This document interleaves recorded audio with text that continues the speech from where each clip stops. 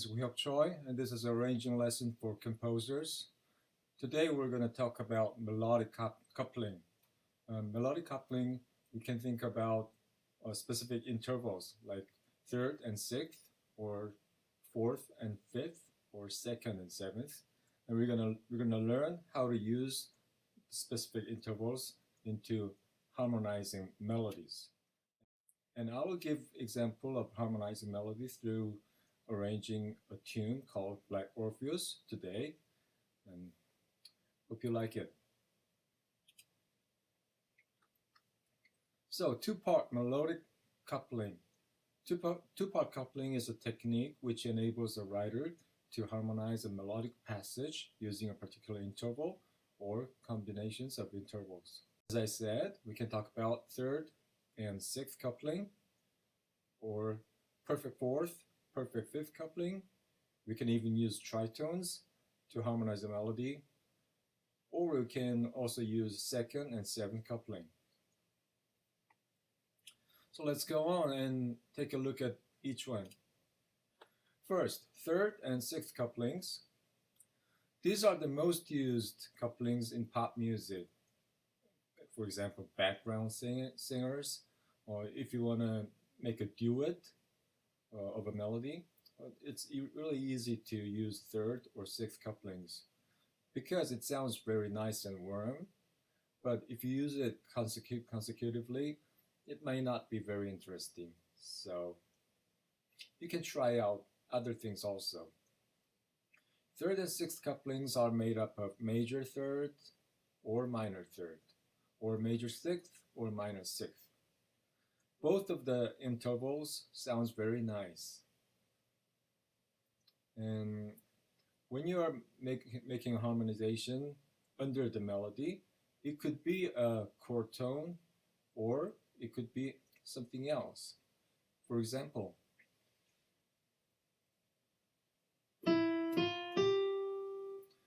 there's a melody in key of C.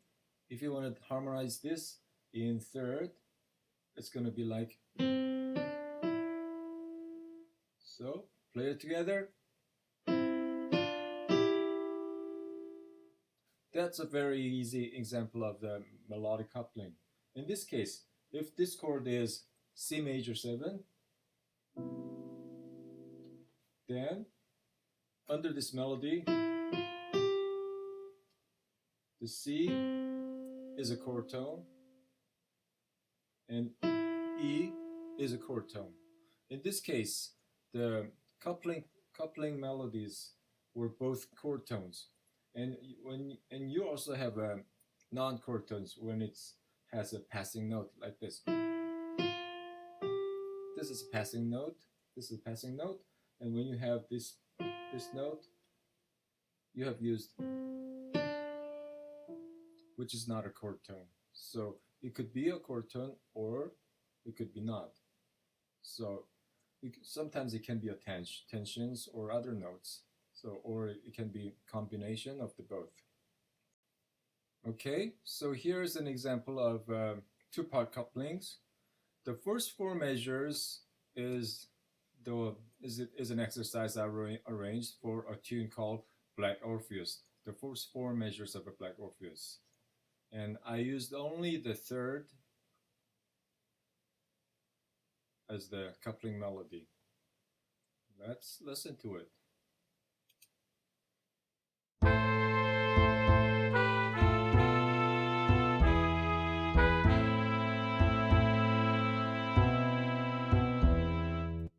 Yeah, it sounds nice and easy, very warm. Nothing sticks out. So third couplings, you can use it everywhere because it's you are confident that it's gonna sound good. I'm gonna give another example of a sixth coupling, and this time look at it. There's something different in here.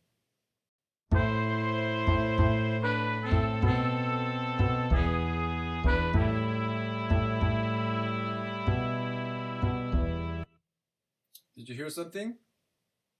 You want to listen to it one more time?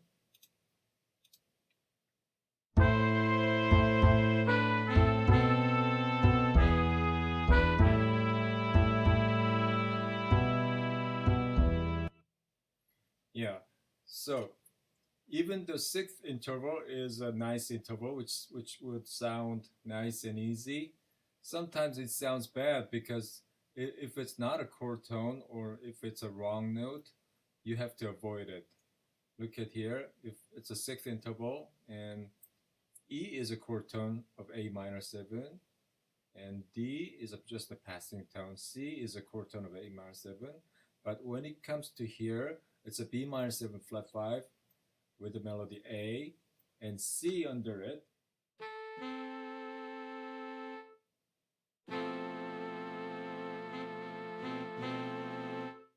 It sounds really harsh, right?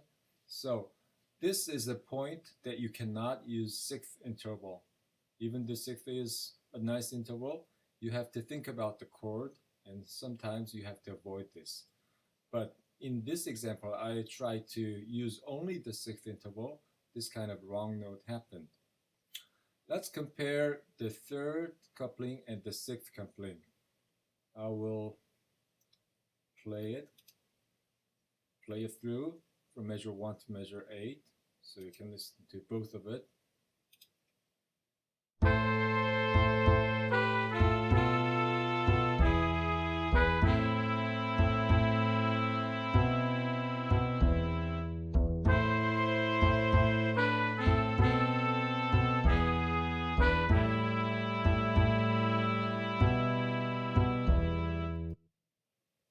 So you don't like this note, right? So what are you gonna do? Well, you don't have to use sixth here. You can avoid it by using something else. For example, I can use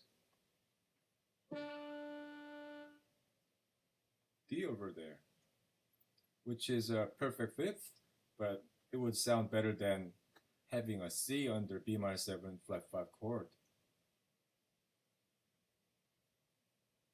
To make it smoother, maybe I can also change this note too.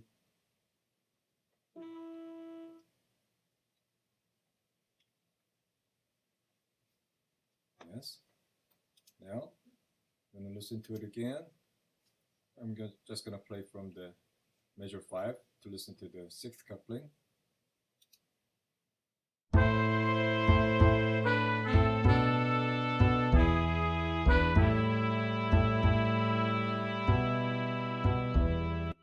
Okay, it sounds better, but still, there's a leap in the melody, and I made the same leap to keep it under the sixth interval. But as a result, it didn't really sound good. So what do you want to do in here? Well, you can change it. You don't have to keep it under sixth. What note would be better? Because I was moving down from E, C might be a nice choice.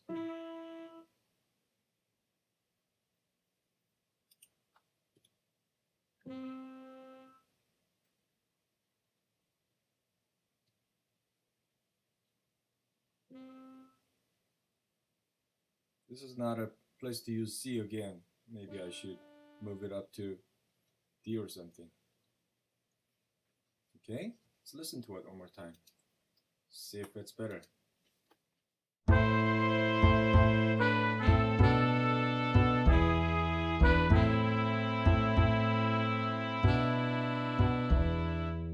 Now it sounds better, right? This is one example that I have used mixed example, but it's a little bit different from here.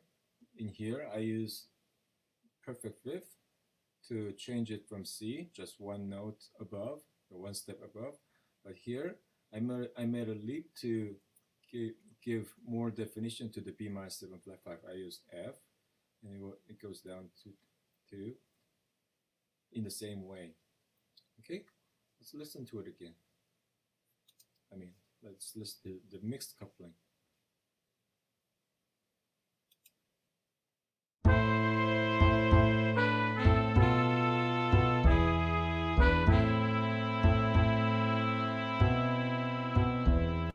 Okay, what is the difference in the mixed coupling? I used sixth interval here throughout first measure. Then I made a leap to make a third coupling here. And here it's also a third coupling. Then it goes down to third coupling here, right? So I mixed sixth and third together. This is the real life situation. You don't have to use only one interval. You can mix it up together. So this is the better example. Of course, I kept C in here just to show you that this would sound bad, but I already explained it here. So let's move on to the other examples. So now let's move on to fourth and fifth coupling. Perfect fourth and perfect fifth convey a unique sound which can be found in modal jazz, funk, hip-hop, or even film music, etc. It is not as common as third and sixth when used to harmonize a melody, especially for pop musics. When you're harmonizing for a vocalist, you don't use fourth and fifth very much. But in jazz, like modal jazz or other genres, you use it a lot. It has a open and hollow-like sound which gives style and personality, which sometimes can be very nice to convey certain feelings. But of course, this should be used very carefully because the open and hollow-like sound could be characteristic, but it is sometimes risky because it's not a nice and warm sound like third and sixth. Let's listen to an example of fourth and fifth. Well, I don't think you will like it as much as the other examples, but anyway, I tried. So this is a fourth coupling. C with G and A with in here. Very hollow sound, right? You hear that?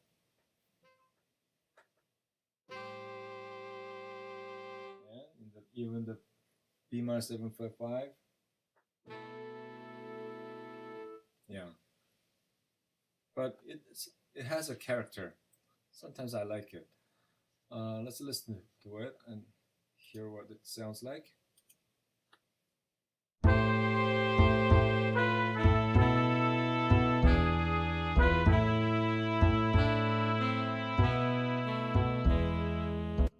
Okay, you like it? Yeah, it's a different sound. So it's the sound of the fourth coupling. But here, because there was a big leap in the melody, I try to avoid going down to B.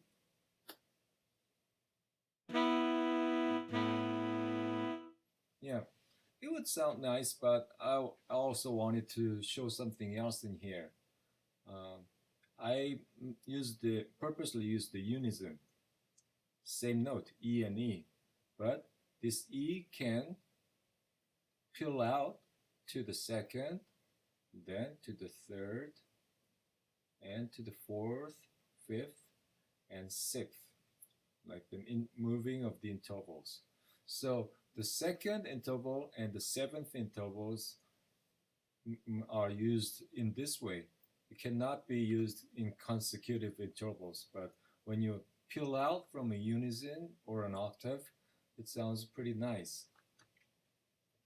So let's listen to it one more time.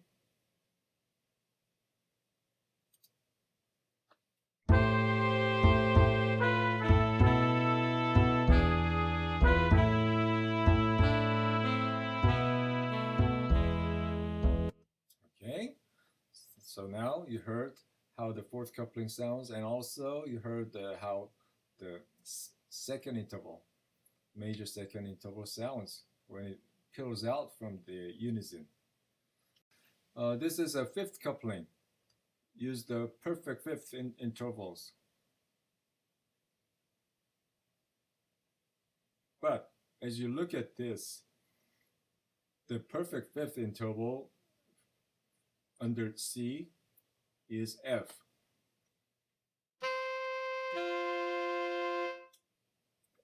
But if you look at the chord progression, it's A minor 7.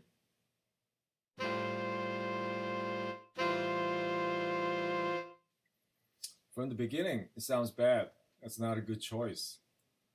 And as it moves along, it gets better, but in the beginning, it sounds really horrible.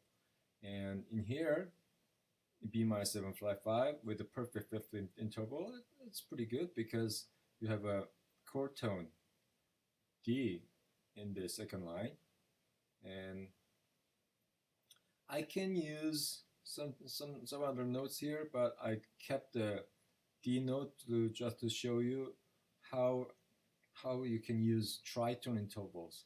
This is E7 chord, and for E7 chord, the best intervals to really define the dominant chord is third and seventh, which is a tritone interval. Interval itself sounds very unstable, but it defines the dominant chord. Right? So I purposely used the diminished fifth interval in here, and another perfect fifth interval.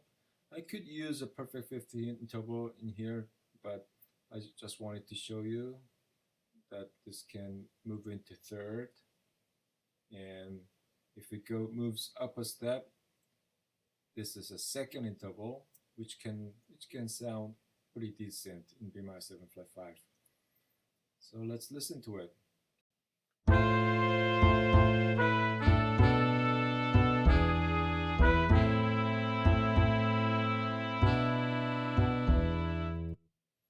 Yeah.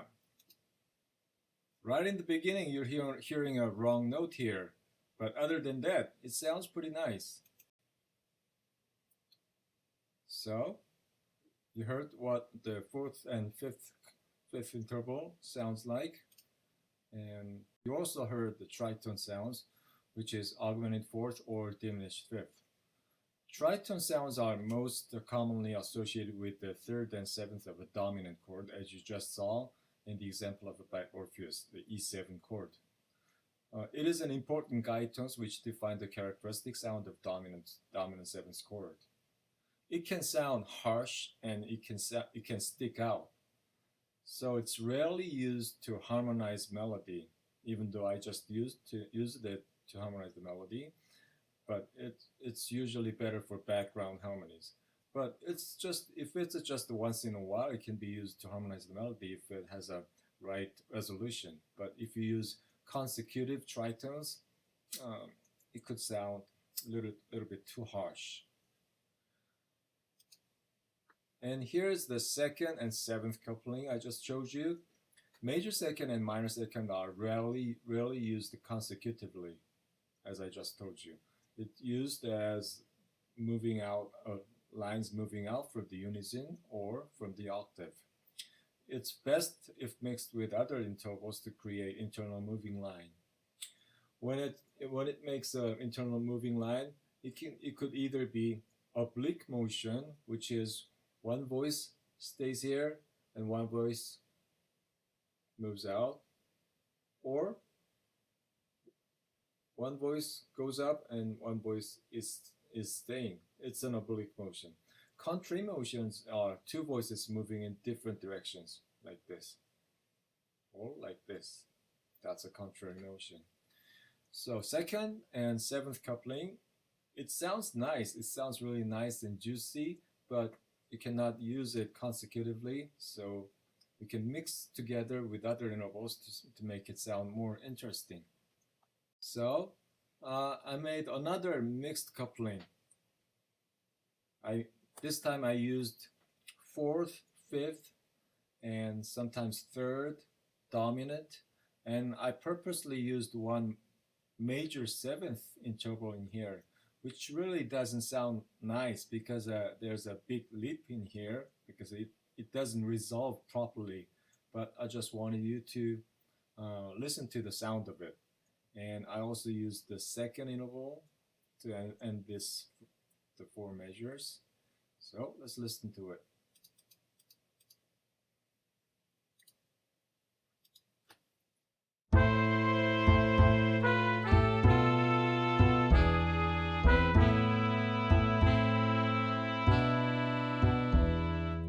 Now it sounds really different from the beginning. The third coupling and sixth coupling, it sounds really nice, but it's not very interesting. But this one sounds really interesting, but sometimes it could sound really harsh. You have to be careful about it. On this one, I used some harsh sound just to let you hear how the specific interval sounds. So if I examine it, here is the sixth. I began with the sixth interval, but I used contrary motion like this. Melody goes down, but my line goes up. So this sixth interval became second interval, and then it resolves in major third interval. So that's why this sounded a little harsh, because there's a second interval in here before it resolves down to third. But it is properly resolved, so this line is usable. Then it goes down to the augmented fourth for a dominant chord, but this one resolves, so it can be used if the intervals were better. But in this spot, I purposely used major seventh interval, so this one really doesn't make proper resolution in here, so it sounds a little harsh to me. Then I purposely used perfect fourth interval, and I used B natural, which is a tension 9 of A minor 7. So it goes like this.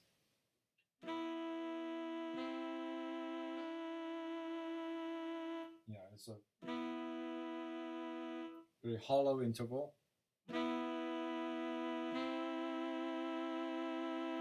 Resolves to major third. Then to second.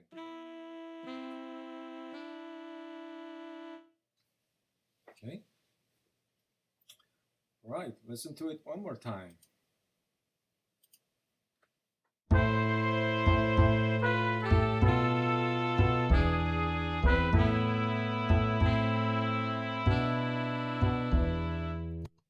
It sounds really majestic. Okay.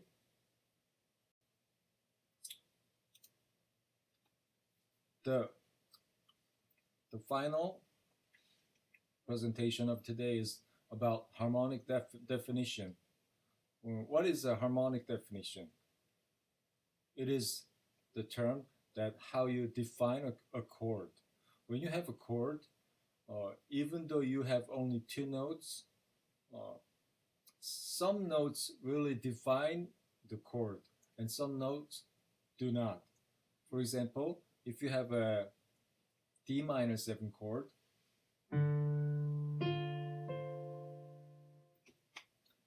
with the root, I only played F and C, which is a third and seventh. But you can tell that this is D minor 7. But if I use something else, like say G and E, which sounds nice, it's a nice interval, minor third interval, but over D, well, it sounds not bad, but you cannot tell that that's a D minor 7. That's what I mean about harmonic definition. When you choose a note, sometimes it's better to choose a note that which define the chord properly. So, especially in 2-part writing, because you only have 2 notes, and sometimes only 1 note because melody is fixed already. You only have 1 choice. In that case, it's very important to define a chord with that note, which makes it sound much fuller. So Two-part writing using harmonic definition entails choosing varying intervals in relationship to any specific melody note. The principal responsibility of the added tone is to define the chord.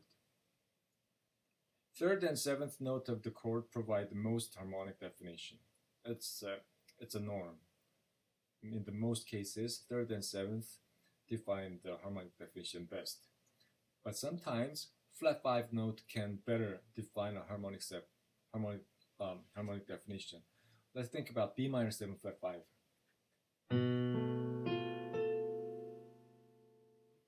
That's a B minor 7 flat 5, but if you define this chord without the flat 5,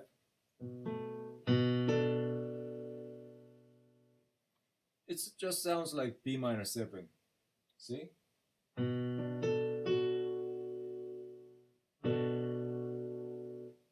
Yeah, but if you have this F note, even though I didn't play the flat 7th of the chord, it perfectly defines its minor 7 flat 5. Or even without the third, it defines minor 7 flat 5. So in a minor 7 flat 5 situation, flat 5 note is more important than third and seventh. If the top note, the melody line, is not a third or seventh, it is best to use one of them for harmonic support. So all the things coming together, I've arranged half of the Black Orpheus using the harmonic definition and using the mixture of all the intervals, third, sixth, second, sometimes seventh, or sometimes fourth and fifth. But the most important thing I was thinking was the harmonic definition. So take a listen.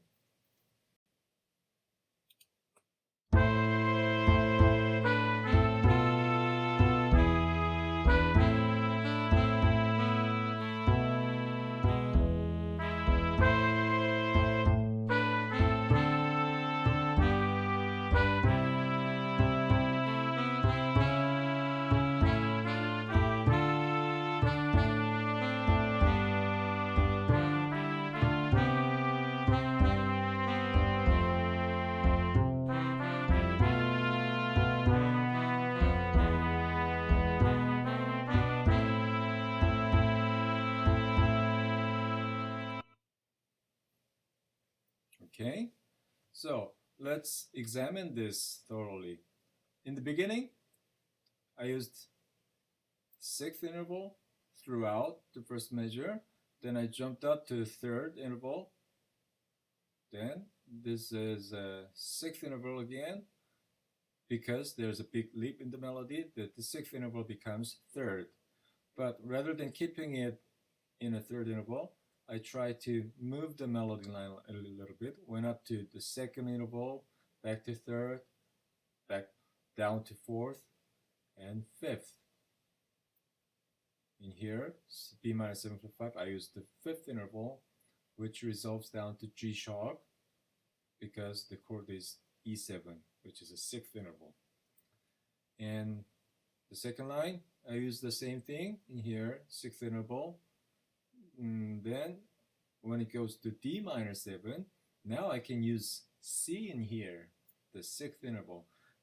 In the second measure, because the chord was B minor 7 flat 5, C was a really bad note. But in D minor 7, it's a very nice note for the harmonic definition. And this resolves down to B, which is even better for harmonic definition of G7 chord. Then I used G in here, which is a sixth interval. It's a pretty low note, but this goes up by a step to C sharp on a C sharp diminished 7 chord. In here, I use the C sharp, which is the root of this chord, but when it's a diminished 7th chord, sometimes the root of the chord could define the diminished chord better than anything else, because in most cases this C sharp diminished chord is actually an inversion of the A7 flat 9 chord. You understand that? Let me explain it later on. Then I used consecutive third interval in here to go up to third in here. Then when melody goes down, I follow the lick together to the unison. Here's the unison, and it peels out to third. Sounds nice. That's a peel off. Unison to second to third. Then it goes with the sixth interval in here to another unison.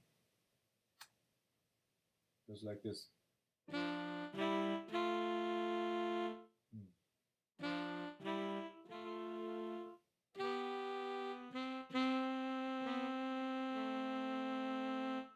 Yeah, sounds nice. And goes again here in the same drill to sixth interval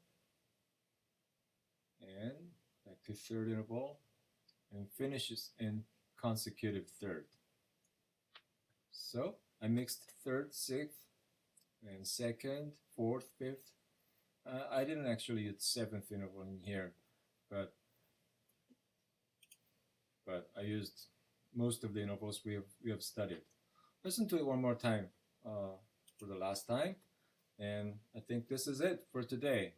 Hope you liked the lesson and try it by yourself to understand this two-part coupling.